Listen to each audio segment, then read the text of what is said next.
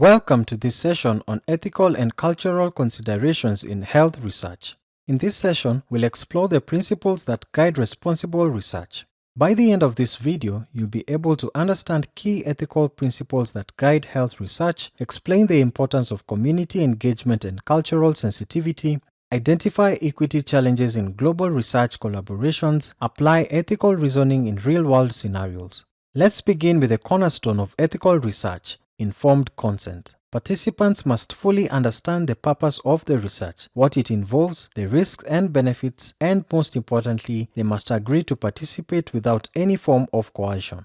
In rural Uganda, for example, researchers took extra care to ensure comprehension. They used visual aids and gave verbal explanations in local languages, an approach especially crucial in communities with low literacy levels. Confidentiality is essential to maintaining participant trust. Researchers must protect the identities and personal information of those who take part in their studies. In South Africa, a study on HIV stigma anonymized all participant data and implemented strict data security measures to prevent breaches, an example of ethical responsibility in action. Another key principle is ethical research in avoiding harm. Researchers must actively minimize physical, emotional, or social risks to participants and their communities.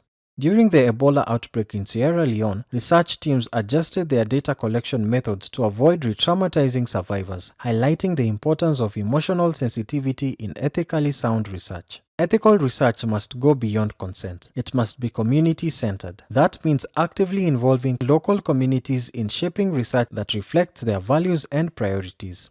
Effective engagement includes collaborating with local leaders to gain trust and cultural insight, using local languages and communication styles, and designing studies that align with community values and lived experiences. In Kenya, Amref Health Africa provides a great example of culturally sensitive research. They conducted maternal health studies with deep community engagement. By involving village elders and women's groups in the planning stages, translating materials into local languages, and adapting study methods to cultural norms around pregnancy and childbirth, Amref built trust and achieved higher participation rates with more meaningful findings. Many African researchers contribute to global studies, but too often, decision-making and recognition remain concentrated with international partners. This imbalance is an ethical concern in itself. To ensure fairness, fair resource sharing ensures that funding, equipment, and intellectual property are equitably distributed and managed, empowering local institutions. Crucially, capacity building must be a core component, focusing on training local researchers, strengthening local research infrastructure, and fostering sustainable, mutually beneficial partnerships where African scientists lead and benefit fully from the research conducted in their own contexts. Finally, there's a need to align research with African priorities, not just global donor interests. The H3 Africa initiative is a powerful example of how equity in research can be done right. It supports African leadership in genomics and health research, with local researchers leading projects and being primary authors on publications. Through funding for infrastructure, training, and equipment, H3 Africa strengthens long-term research capacity in African institutions, focusing on health issues like sickle cell disease and infectious disease genomics that are relevant to African communities. H3 Africa shows how equitable global partnerships can empower local scientists, promote fairness, and produce research that directly benefits African communities. Let's consider a challenging ethical dilemma.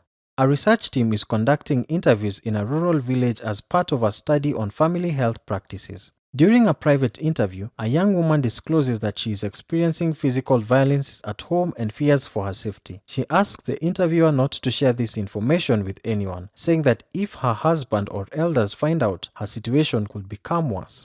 The research team is now faced with a difficult decision. Reporting the case to local authorities or community leaders could potentially save her life, but it might also breach confidentiality and expose her to retaliation or stigma. Doing nothing may protect confidentiality but leaves the woman vulnerable. Complicating the matter further, the team is not sure if there are any local support services or legal mechanisms in place to handle such cases, and cultural norms discourage speaking openly about family issues. What ethical principles are in conflict in this situation? For example, confidentiality, non-maleficence, duty of care. What steps should the research team take to balance their ethical responsibilities? How might local cultural expectations and the lack of support systems influence their response? If you are leading this research, how will you prepare your team to handle such disclosures? This case highlights a conflict between ethical principles, the duty to maintain confidentiality, the responsibility to avoid harm, and a broader duty of care. These are the real-world challenges that researchers must navigate with sensitivity and ethical clarity. In summary, ethics is the foundation of responsible health research, ensuring the protection of participants and building community trust.